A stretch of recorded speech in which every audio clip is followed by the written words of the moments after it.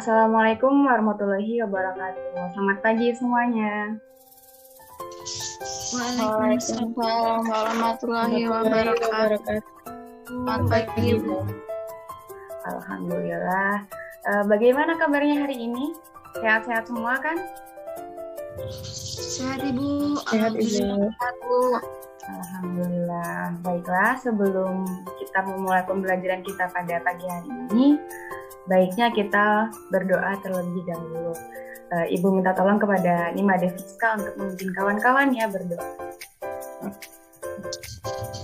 Baiklah teman-teman semuanya, sebelum memulai pembelajaran kita pada pagi hari ini, alangkah baiknya kita berdoa menurut agama dan kepercayaan masing-masing. Berdoa dimulai.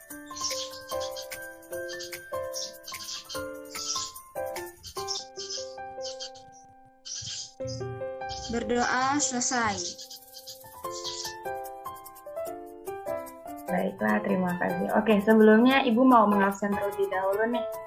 Apakah ada yang tidak hadir? Oke, yang pertama Ayudia Lintang Ranumasari. Hadir, Bu. Oke, selanjutnya ada Ida Lestari.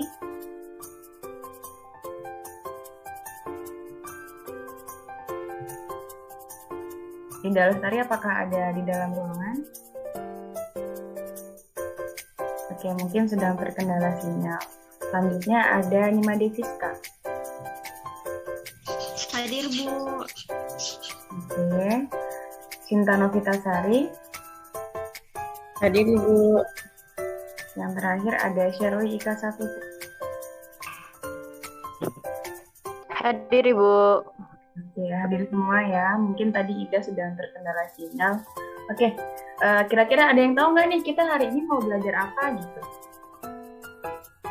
Tidak tahu, Ibu. Oke, tidak tahu ya. Jadi hari ini kita akan belajar bahasa Indonesia. Tepatnya di sini Ibu akan menguji kemampuan kalian tentang kemampuan menyimak kalian. Nantinya Ibu akan meng-share screen sebuah cerita dongeng. Nah, ada yang udah pernah membaca dongeng atau mendengarkan dongeng dari orang tuanya mungkin? Sudah pernah, Ibu. Sudah pernah ya. Cerita apa, Fiska? Bawang merah dan bawang putih. Bawang merah dan bawang putih. Oke, di sini Ibu coba share screen dulu ya. Oke, jadi nanti ketika Ibu membacakan dongengnya, nanti Ibu akan coba menunjuk kalian satu persatu untuk ikut membacanya ya. Oke.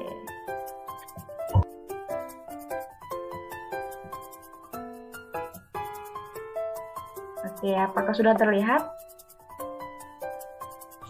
Sudah Terlihat, terlihat, Ibu. Bu. Nah.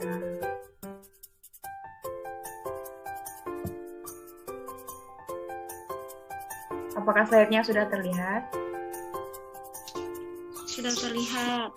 Terlihat, Bu.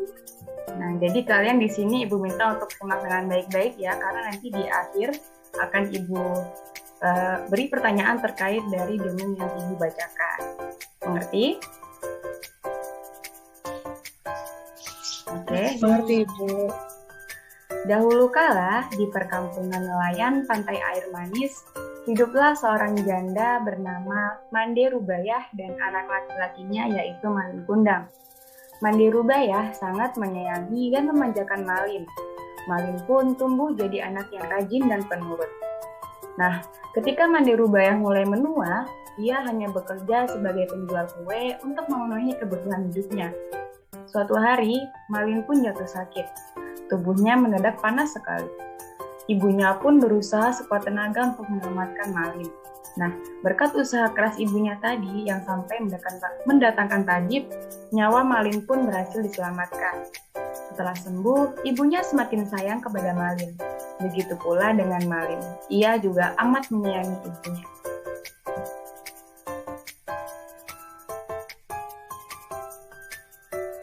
Kapal besar setahun sekali merapat ke pantai air manis. Ketika sudah dewasa, Malin meminta izin ibunya untuk merantau dengan kapal itu. Awalnya ibunya ragu, tapi dengan berat hati, akhirnya ia mengizinkan anaknya pergi. Malin pun pergi berbekal dengan 7 bungkus nasi yang dibalut daun pisang dari ibunya. Malin juga menenangkan ibunya bahwa tidak akan terjadi apa-apa kepada dirinya di perantauan. Oke, kalian menyimak kan? Menyimak, Ibu. Selanjutnya Ibu minta kepada Siska untuk melanjutkan ceritanya. Baik, Ibu. Kelanjutannya, setelah kepergian Malin, hari-hari terasa berjalan lambat bagi Mande Rubaya. Ia selalu memandang ke laut dan mendoakan anaknya agar selamat dalam pelayarannya. Mande Rubaya selalu menanyakan kabar Malin setiap ada kapal besar yang merapat. Namun jawaban dari nahkoda dan awak kapal tidak ada yang memuaskannya. Malin pun tidak pernah menitipkan barang atau pesan apapun.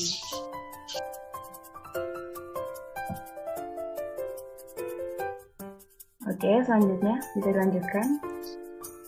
Dan Mande Rubaya yang tak putus-putusnya itu terus dilakukan sampai ia semakin menua.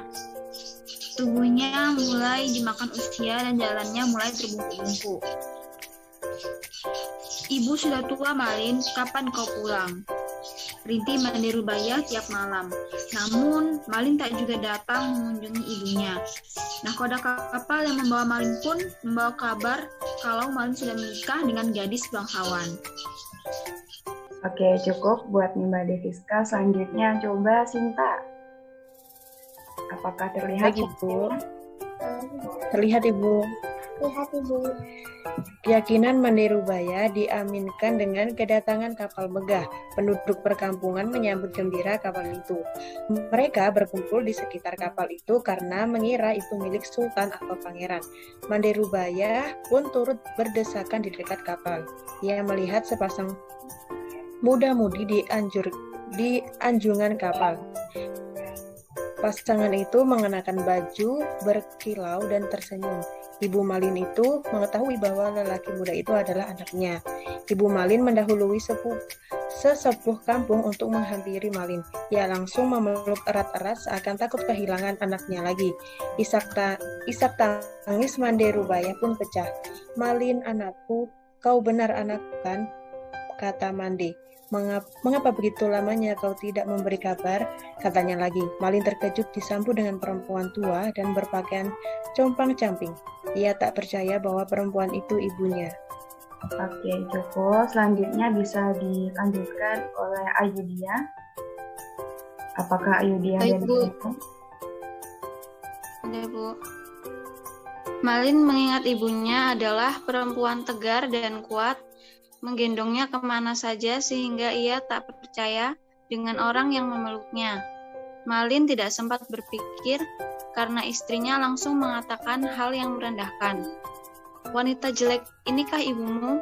Mengapa dahulu kau bohong padaku?" ucapnya sinis. "Bukankah dulu kau katakan bahwa ibumu adalah seorang bangsawan yang sederajat denganku?" tanyanya lagi. Mendengar perkataan istrinya, Malin pun mendorong Mande Rubaya hingga tergulung ke pasir. Ibu Malin tidak percaya akan perlakuan anaknya.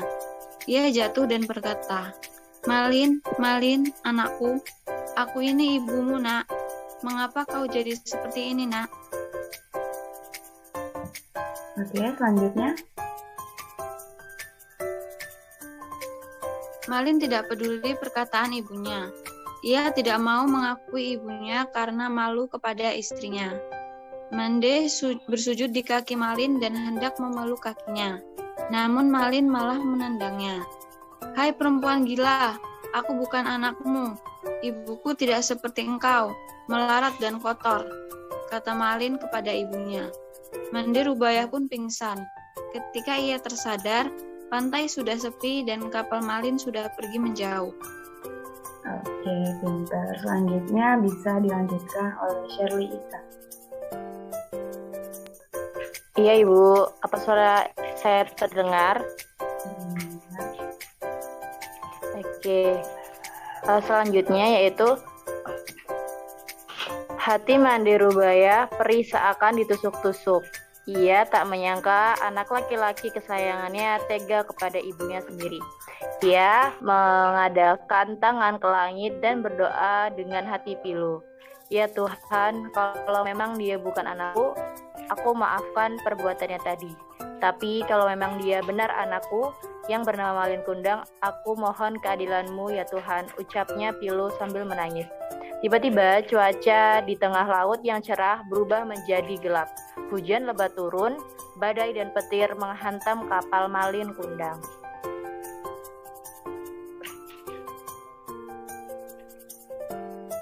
Oke, lanjutkan.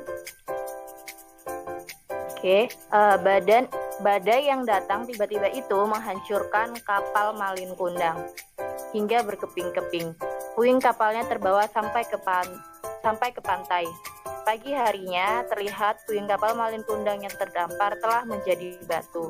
Tubuh Malin Kundang pun turut menjadi batu. Ia dikutuk oleh ibunya karena durhaka. Di sela-sela batu, ikan teri, ikan belanak, dan ikan tenggiri berenang. Ikan itu berasal dari tubuh istri Malin Kundang yang mencari suaminya.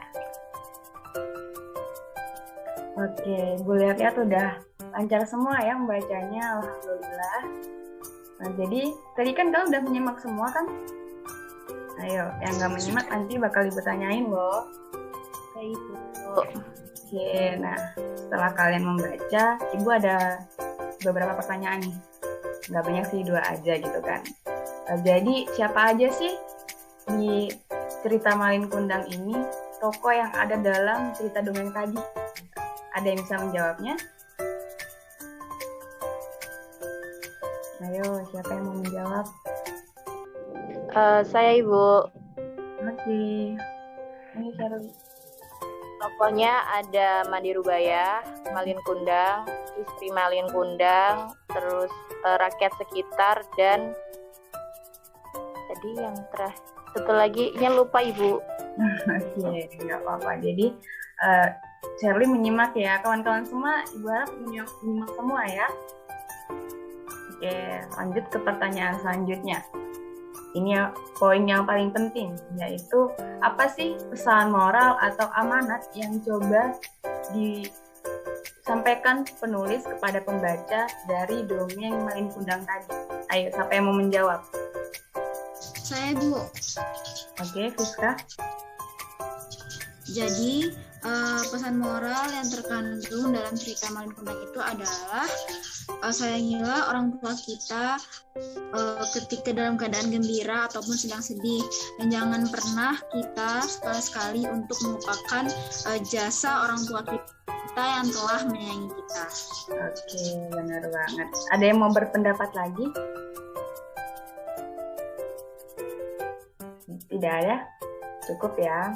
Nah, jadi benar banget nih. Jadi dalam kondisi apapun kita harus hormat dan berbakti kepada orang tua, terutama pada ibu yang udah mengandung kita selama 9 bulan. Baik kita dalam keadaan susah maupun dalam keadaan senang. Nah, kerja keras kita itu akan selalu berbuah hasil selama kita terus berusaha dan pantang menyerah. Mungkin cukup sekian pembelajaran kita pada kali ini. Ibu harap kalian tetap semangat dan jangan putus asa, jangan menyerah, jangan capek untuk terus belajar. Dan sebelum mengakhiri, alangkah baiknya kita berdoa, dan Ibu minta kepada Nimba Deviska untuk memimpin berdoa lagi.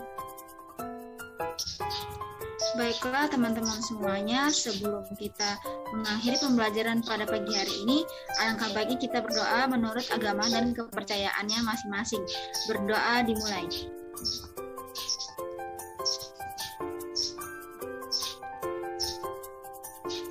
Berdoa selesai. Baiklah, terima kasih untuk pembelajaran hari ini. Kalian jangan lupa tetap belajar ya, dan tetap semangat. Oke, Ibu akhiri. Wassalamualaikum warahmatullahi wabarakatuh. Waalaikumsalam warahmatullahi wabarakatuh. Terima kasih, Bu.